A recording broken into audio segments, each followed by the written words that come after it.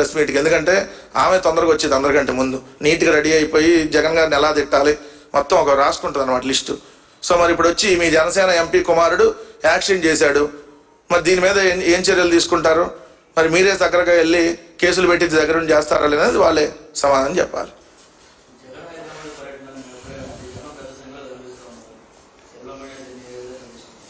వస్తే ఇప్పుడు మన అంతా 3:30 అవుతుంది కదా, సాయంత్రం 7ంటికి ఎక్కుతారు కదా, ఇద్దరు 2 ఛానల్స్లో కూర్చొని సాయంత్రం ఎక్కి ఇక్కడి నుంచి 10,000 మందిని ముందే మోహరించేశారు.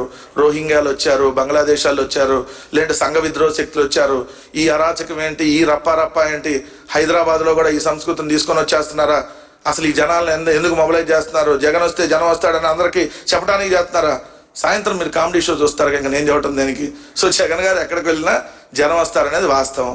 ఎందుకంటే మీరు చూశారు, జగన్ అనేటటువంటి దాన్ని ఎవరు విడదీయలేరు అనేది వాస్తవం. ఎందుకంటే మేము ప్రభుత్వంలో నుంచి మేము దిగిపోయిన తర్వాత కేవలం మాకు 11 సీట్లు ఇచ్చిన తర్వాత మొట్టమొదటి నెలల్లోనే వినుకొండలో రషీద్ అనేటటువంటి యువకుడిని నరికి చంపితే ఆ రోజు ఇక్కడి నుంచి వినుకొండ వెళ్ళడానికి దాదాపు 6-7 గంటలు పట్టినటువంటి పరిస్థితి మీరే చూశారు. దారి పడున్న జనం ఇది. అప్పటికే వైఎస్ఆర్ కాంగ్రెస్ పార్టీ అంటే ఇల్లు పగలగొడుతున్నారు, ఆస్తులు ధ్వంసం చేస్తున్నారు, మనుషులు ప్రాణాలు తీస్తున్నారు, కేసులు పెడుతున్నారు, ఇన్ని చేస్తున్నా మొట్టమొదటి నెలలో చూశారు జగన్ గారి కోసం జనాలు ఎలా వచ్చారు.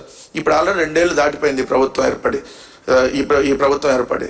సో ఈ ప్రభుత్వం మీద ఎంత వ్యతిరేకత ఉందనేది స్పష్టంగా తెలుస్తూ ఉంది. మళ్ళీ జగనే ముఖ్యమంత్రి కావాలని చెప్పి ఈరోజు ప్రపంచవ్యాప్తంగా ఉన్నటువంటి తెలుగు వాళ్ళు కోరుకుంటా ఉన్నారు, ఆంధ్రప్రదేశ్ రాష్ట్రానికి మళ్ళీ జగన్ గారి ముఖ్యమంత్రిగా రావాలని. అందుకని ఆయనకు మద్దతు తెలపడానికి ఏదైతే హైదరాబాద్ వెళ్ళినా లేదంటే మీరు ఇంకో చోటకి వెళ్ళినా ఎక్కడికి వెళ్ళినా జనం పెద్ద ఎత్తున వస్తున్నారంటే కారణం అదే.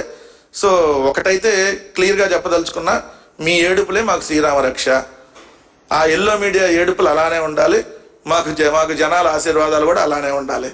సో అందుకనే మమ్మల్ని చూసి ఆడవకండ్రా అని ఈసారి ప్లకార్డులు పెడతాం. పద్దాలు రప్ప అంటే ఫీల్ అవుతున్నారు కాబట్టి, అరే జగన్ గారిని చూసి ఆడవకండ్రా, మీ ఏడుపులే మాకు శ్రీరామ రక్ష, ఇట్లాంటి ఏమైనా ప్లకార్డులు పెడతాం. కొద్దిగా మీ పేపర్లో ప్రకటిస్తే, లేకపోతే సాయంత్రం మీకు డిస్ప్లేలో టీవీలో అయితే, సో అట్లా కొంచెం మీ ఈగో ఏమన్నా తగ్గిద్దేమో చూద్దాం.